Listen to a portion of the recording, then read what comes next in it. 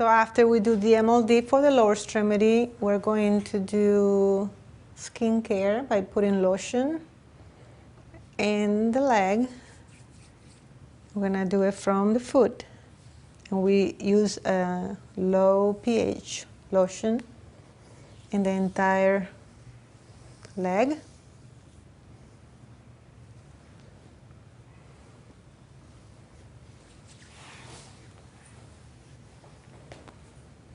And then we're going to put a stockinette that's going to go from the foot toes all the way up to the groin.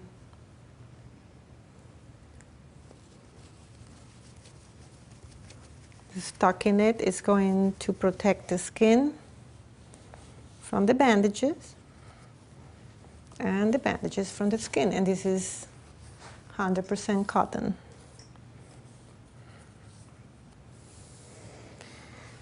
Okay, this needs to go up all the way to the groin too, but I will do it when she's standing. So now we're gonna do toes. And we're gonna use a 1-inch gauze bandaging for the toes.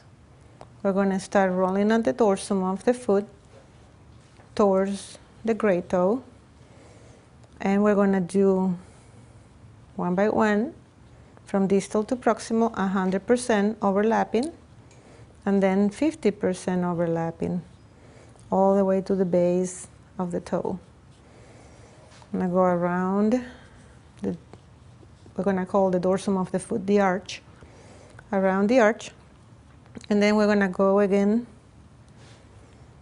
to the next toe, and we're gonna do 100% overlapping, minimizing the wrinkles, distally at the base of the nail, and then 50% overlapping all the way down to the base of the toe, starting in the dorsum and leaving on the dorsum. Then I'm going to go to the next toe, and usually we do not wrap the pinky toe because it's too small. So when I go to the third toe, do the same thing at the base of the nail, 100%, and then 50% overlapping, minimizing wrinkles, and leaving through the dorsum of the foot. And then I'm going to just do the fourth toe, and I'm going to leave the pinky toe without wraps. And we're going to do the same thing at the base of the nail, 100%, and then 50% overlapping. The rest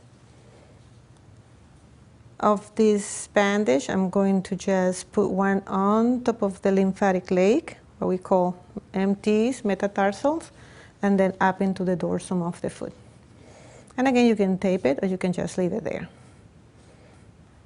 So I'm going to put the stockinette on top of the toes. And now we're going to start with the padding. And again, we're going to just do enough padding to make the foot a cylinder to distribute the pressure when we put the short stretch bandages on top of it. So just to give you a pattern, I'm going to start at the arch, and I'm going to remember the padding doesn't have any rules, so we can fold it or wrinkle it. We're going to go one time over the arch, and one time over the toes and the lymphatic lake. We're going to do that 3 times. And then the next time I'm going to go a figure 8 across the ankle. And I'm going to position the kidneys. The kidneys are going to be behind the malleoli, the malleolus of the lateral and medial malleola, and behind posterior and a little bit inferior, behind the malleolus. So I'm going to hold it with the padding, and I'm going to do the same thing on the other side with the flat surfaces facing out. And I'm going to hold the bandage, the kidneys, the compressed kidneys, with the rest of the padding. Okay, now I need to continue the padding at whatever we need to fill in the cylinder. So I did an accordion at the ankle. And then I'm going to continue with this cylinder.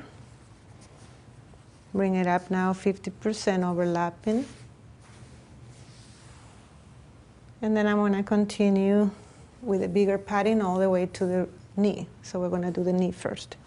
So make sure you have a cylinder. If you have enough, you can just continue wherever you left off. And this is going to cross the knee, so I'm going to bring it up. And I'm going to just hold it in there. It's okay. Okay, so now I bring the stockinette on top of the dorsum of the foot. And again, we want to put the number 6 on the lymphatic leg, and that's where the toes meet the foot. So all the toes are exposed. I'm going to use number 6. And with the number 6, I'm going to make what we call a Roman sandal. So we're going to start at the arch, rolling again towards the great toe. And I'm going to do one leg, and I'm going to iron the end of the leg. And I'm going to do that a couple times. Arch and another leg, iron at the leg. And I'm going to ask her to dorsiflex, and I'm going to bring this to the lateral malleolus, covering the lateral malleolus, and then going around the ankle with no tension, and then bringing it back to the medial malleolus. And I'm going to do another leg with tension or ironing at the distal part of that bandage. And I'm going to do another sandal, and that's going to be lateral malleolus, keeping the foot in dorsiflexion, and medial malleolus. So if I don't have enough to go all the way back, I can just leave it here and tape it. So make sure you have, you can also do another arch, but you don't want so much pressure on the dorsum of the foot. So have more pressure distally. Then I'm going to do a number 8. And I remember we started this way, so we have to start the next bandage on the opposite way. I'm going to start at the arch, and then I'm going to go do one leg. I'm going to iron the leg now on the opposite side. And then the rest of this bandage is going to go up 50% overlapping. You can keep it in dorsiflexion. 50% overlapping and 50% tension.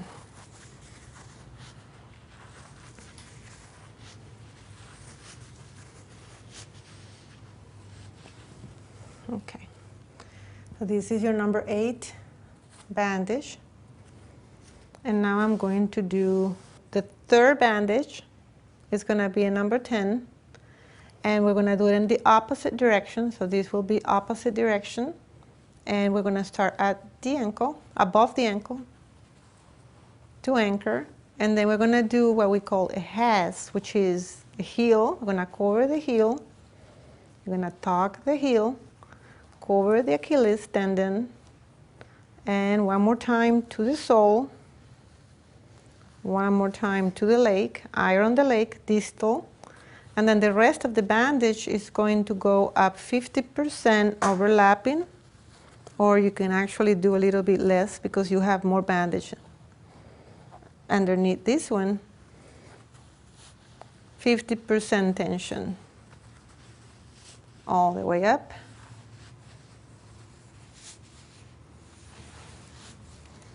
And tape it. Now we need to continue the leg. And to continue the leg, we need to make the patient stand up and finish the bandaging, the padding of the entire leg. We're continuing with the bandaging of the lower extremity. So we did 6, 8, and a 10 for the short stretch. And then now I'm going to bring that stockinette all the way up the groin. Remember to keep it flat as much as you can. and bring it all the way up to the groin. And continue with the padding. So you can always do your accordion at the back of the knee. And that will make it more comfortable for walking and functioning. So we still need to pad all the way up. So I'm going to bring this up the groin. Continue with padding. And this will be 50% up all the way to the groin. And of course, patient won't have any clothing underneath the bandaging. So we're going to bring it all the way up the groin. Have anything left, you can bring it back with no tension. Then we're going to continue with another number 10. We're going to do the number 10, the next bandage where it feels weak. So it will be right about this area here. I'll do another 10, opposite direction. And I'm going to start 50% overlapping and 50% tension. At this time, I'm going to ask the patient to put a little weight on that leg and also flex the knee a little bit, like 25, 30 degrees. And I'm going to continue up, do a figure 8 at the knee.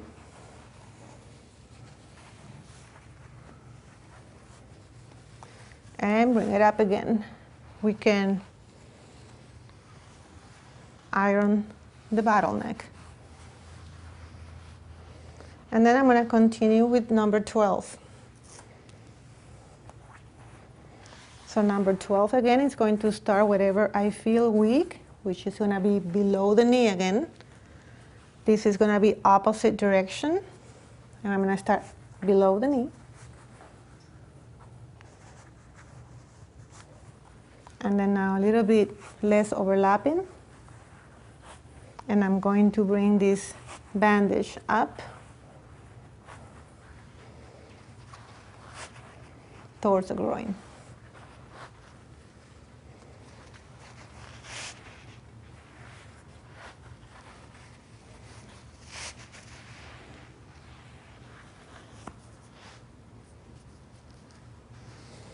And we tape it at the end.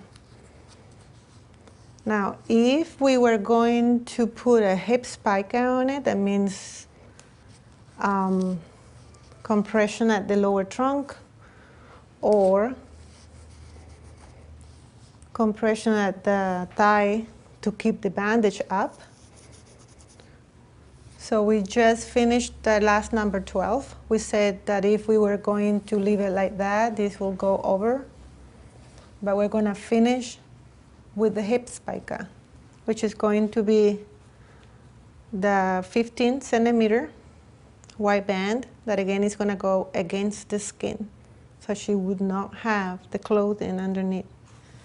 So this is going to start at the thigh, and I'm going to go one time around, and then along the groin, and then I'm going to go up to the lower trunk, across, and don't be afraid to pull here below the umbilicus, so it will cover the lower trunk, across, and until I don't have more bandaging. So pull,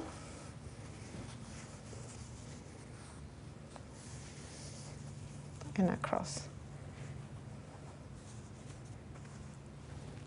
And then we tape it again.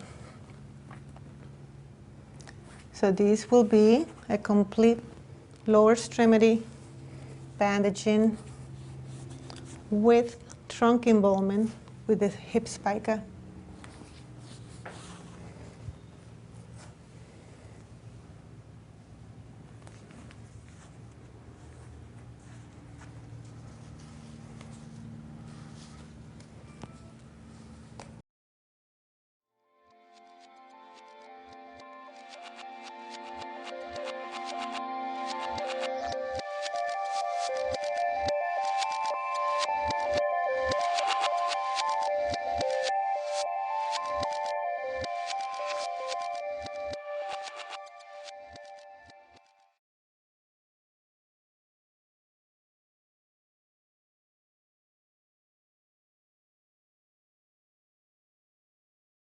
Okay, so after we do the MLD, now we're gonna do the bandaging of the upper extremity. We're gonna do the left upper extremity.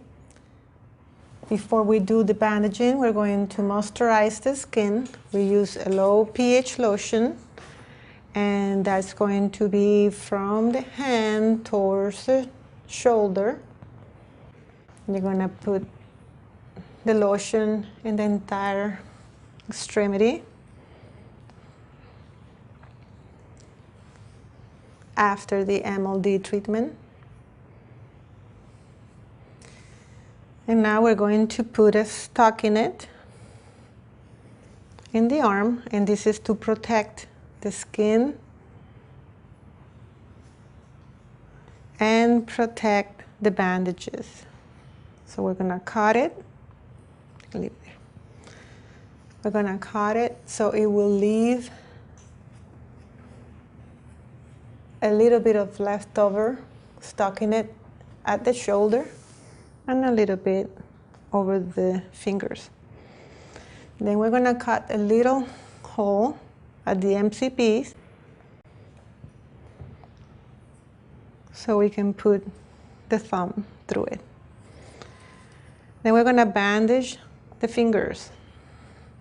So the patient can be positioned like this, or he can be sitting in another chair with the arm on top of the table. So we're going to start doing the bandaging of the fingers. I put this stockinette away so I can do the bandaging on top of the skin. And I'm going to anchor at the wrist, no tension. Rolling out and with 20 to 30% tension.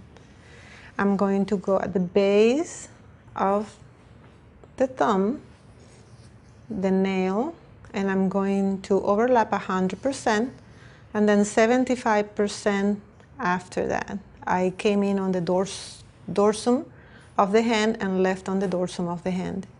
Go back to the wrist. I'm going to the next finger. I'm going to do that for each finger. So I'm going to go now to the index, start distal at the base of the nail, and wrap 100% overlapping, and then 75% overlapping, and 25 to 30% tension until I do every finger. So I came on the dorsum, left on the dorsum of the hand, go back to the wrist, no tension, and do the same thing for the next finger. I'm gonna go to the base of the nail, minimize wrinkles. We don't want too many wrinkles. 100% and then 75% overlapping all the way to the base of the finger. And then I do that until I don't have more bandage. Now I don't have enough to finish one finger, so I'm just going to wrap this in the forearm at 50% overlapping, and I'm going to start another bandage. Now I start the other bandage going in the opposite direction. So I started the first one rolling towards the thumb. Now the second will go towards the pinky. I anchor at the wrist with no tension, same thing that we did with the thumb, and now we're gonna wrap the pinky. And that's gonna go 100% at the base of the nail, and then 75% overlapping until we get to the base of the pinky, go back to the wrist, and come back to our last finger here, the fourth finger, and then we're gonna do the same. Base of the nail, 100%, 75% overlapping, all the way to the base of the finger at 25 to 30% tension, and then leave on the dorsum of the hand. Now I make sure that this is at the base of the nail of each finger. I'm gonna ask her to make a fist, and I'm gonna make sure that there's no skin showing. If we have any skin that's showing in here, we have enough bandage now, open your hand, to go back and fix the places where skin is showing just at the base of that bandaging each finger. I'm going to do the same thing for the index, only at the base of the finger. And now I don't have enough to continue, so I'm going to just leave it there. You can tape it, you can leave it there. So now the entire dorsum of the hand is going to be covered. The palm should be off, and you should be able to put your finger through here, so there's not much pressure at the wrist. Now I'm going to bring this on top of everything. Add a little hole here for the thumb. Make sure that this is flat on the skin. And you can bring it all the way up, flat on the skin. Next step for the bandaging is going to be the padding. So we're going to use this padding to try to make a cylinder that is going to cover from the knuckles all the way up towards the axilla. Now we're going to start again at the wrist, bandaging the wrist to anchor, going towards the thumb. And now the padding doesn't have any rules. You can fold it, you can wrinkle it. It's just cotton. And this is used to make a cylinder out of the hand to distribute pressure. So I'm just going to put like half of my roll at the hand. You can wrinkle or you can fold it. And then the rest will go to the wrist. And again, we're trying to make a cylinder so when we put the short stretch bandages on, the pressure is going to be distributed around the entire surface of the arm. So we're going to need another for her. So the padding, again, is put in here to distribute pressure. We're going to go through the elbow, make an accordion here at the elbow, just to cushion for mobility, and bring it up all the way, 50% overlapping to the axilla.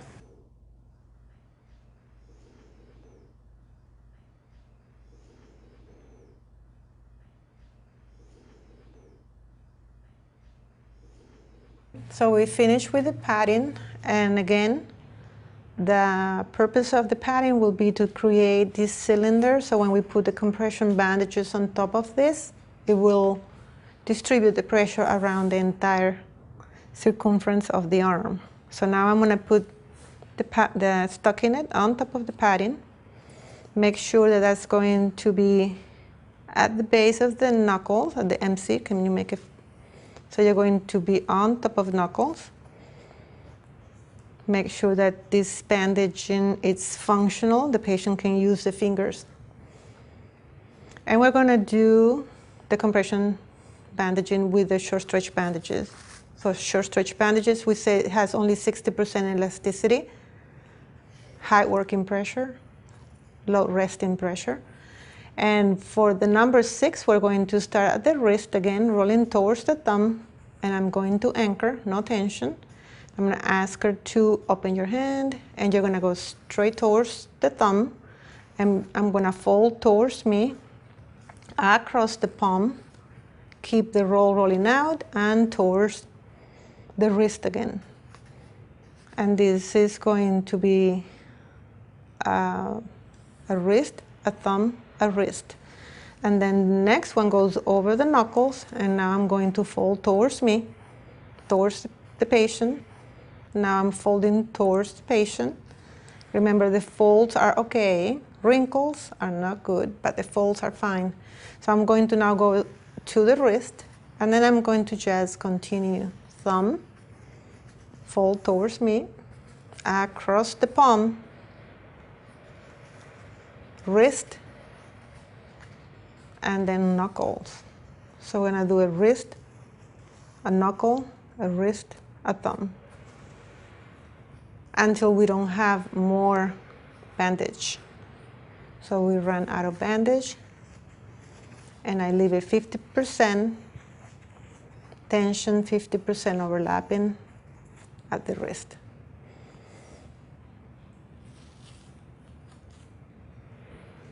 I'm going to put tape in here and continue with number 8. Now we're going to put number 8.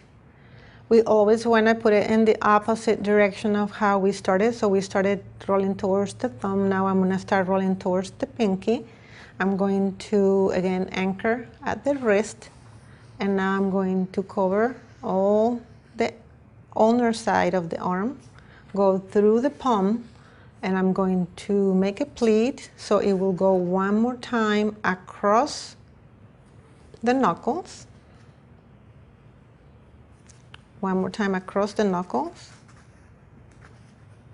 And at this point, I'm going to ask my patient to make a fist and push against me, and I'm going to cover the pleat and then bring the rest of the number 8 up, 50% overlapping, 50% tension, all the way to the elbow. When I get to the elbow, I'm going to ask her to make a little flexion, and I'm going to do a figure 8 above the elbow, below the elbow, and I'm going to leave it below the elbow. You don't want to start or finish any of the bandages at the elbow. So I'm going to put another tape in here.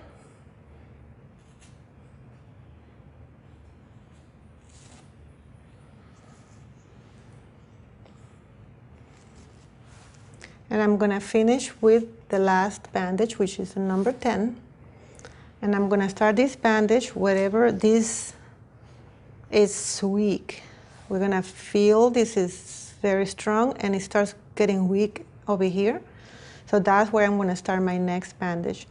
So next bandage is going to go opposite direction. If you put these two together, that will be opposite direction. So I'm going to start where I have the weakest spot. I'm going to ask her again to make a fist, push against me to make a contraction, and I'm going to bring it up.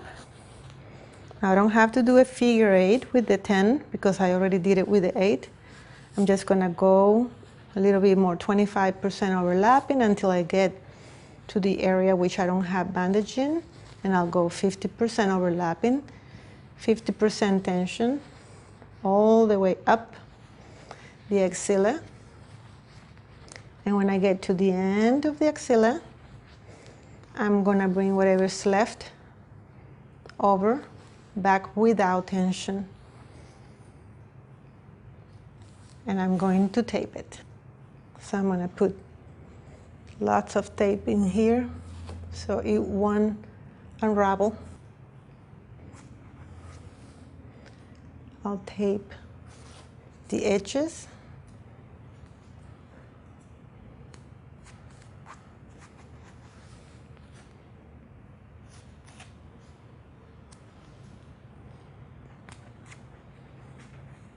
And I'm going to put this on top to protect the bandaging from the sweat. Compression should be more from distal, less compression proximal, all the way up. And this is a complete bandage of the upper extremity, lymphedema.